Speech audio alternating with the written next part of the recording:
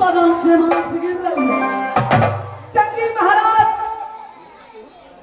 तीर्थ करने से पैर पवित्र होता है, दान करने से कर पवित्र होता है, भगवान का भजन करने से मुख पवित्र होता है।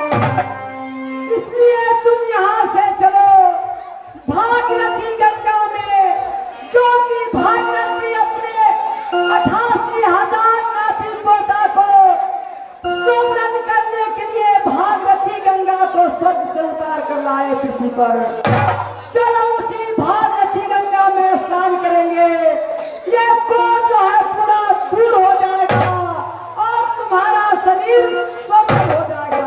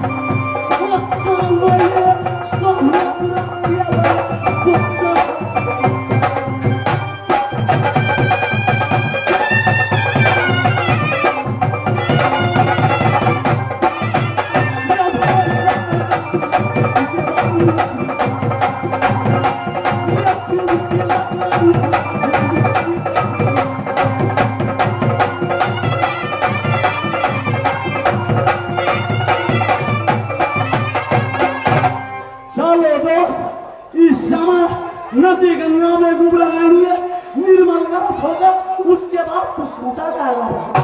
ठीक है, चलो।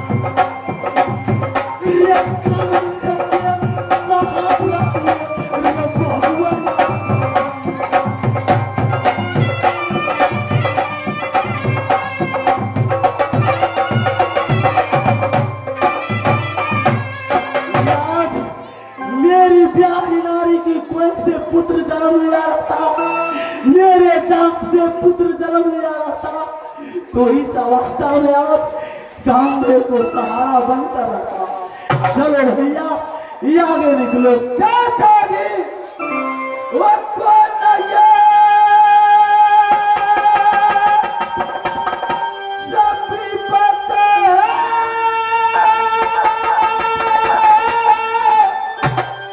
दिया ये भगवान,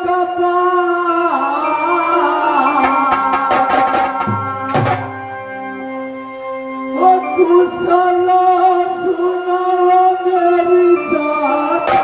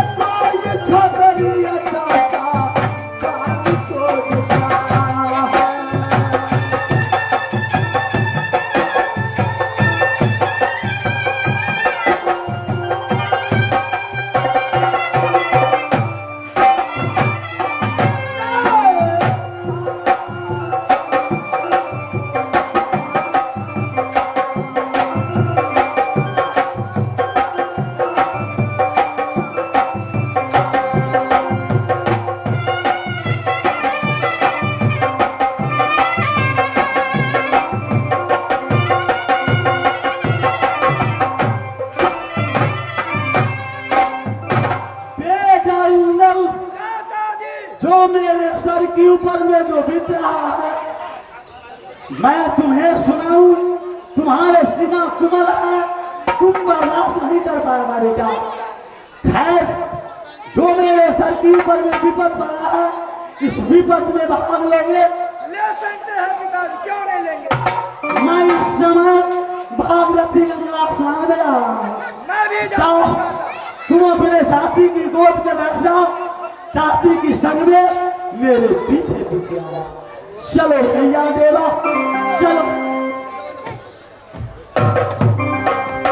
हेलो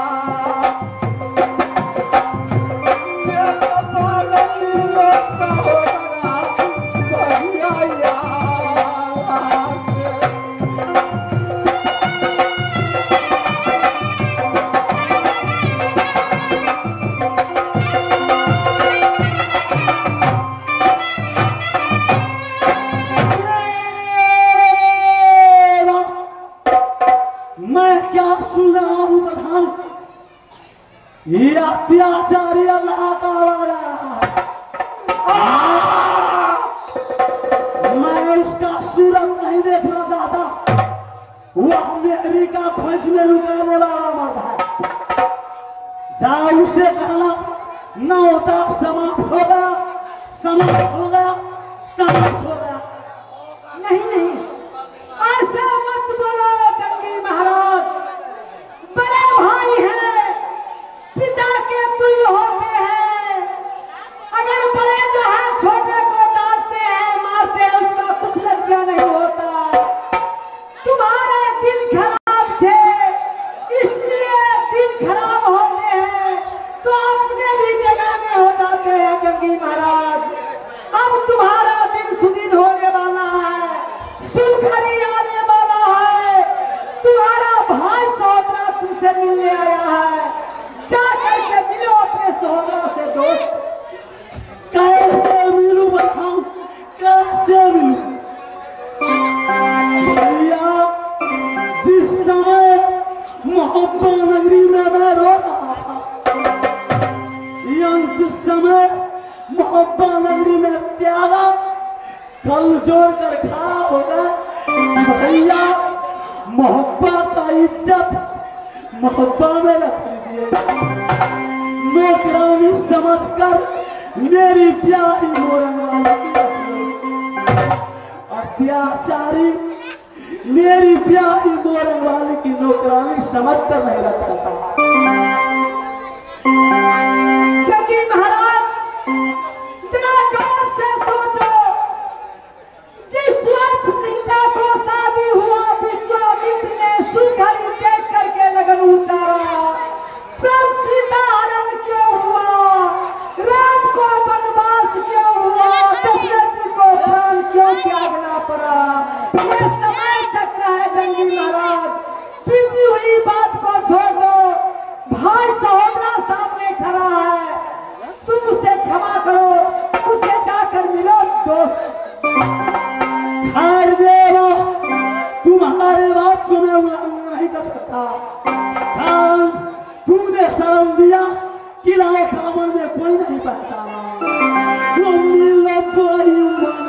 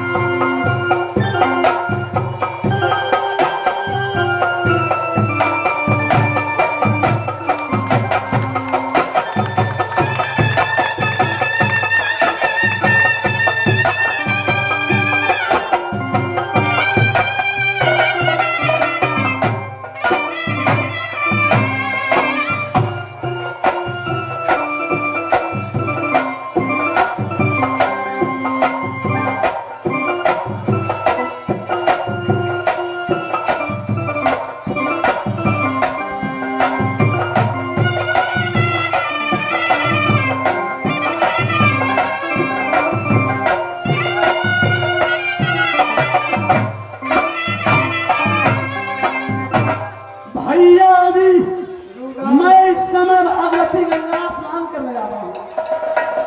विपद में भाग लेंगे? जरूर लेंगे।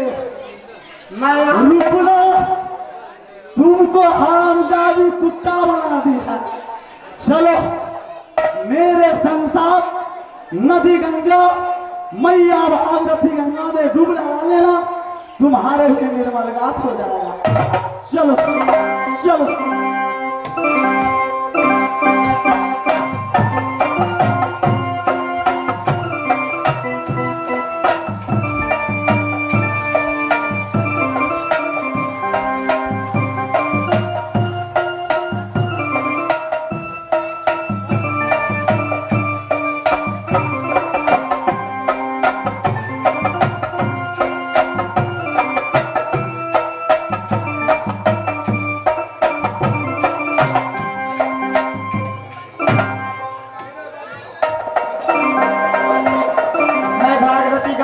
गंगा बोल रही हूँ।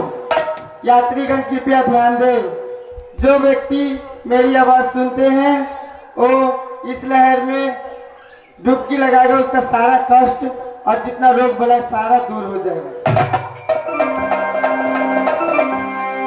हे मैया गंगा, जिस समय उदय अपने पिता को बदला खाने सोरी में डाला, उस समय तुमने नैया बनी, मैं केवट बनकर पार का था।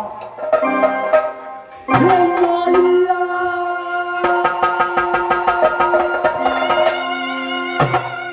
ये सुनने गया गंगा है साथी माँ, ये याद है बता बाऊ।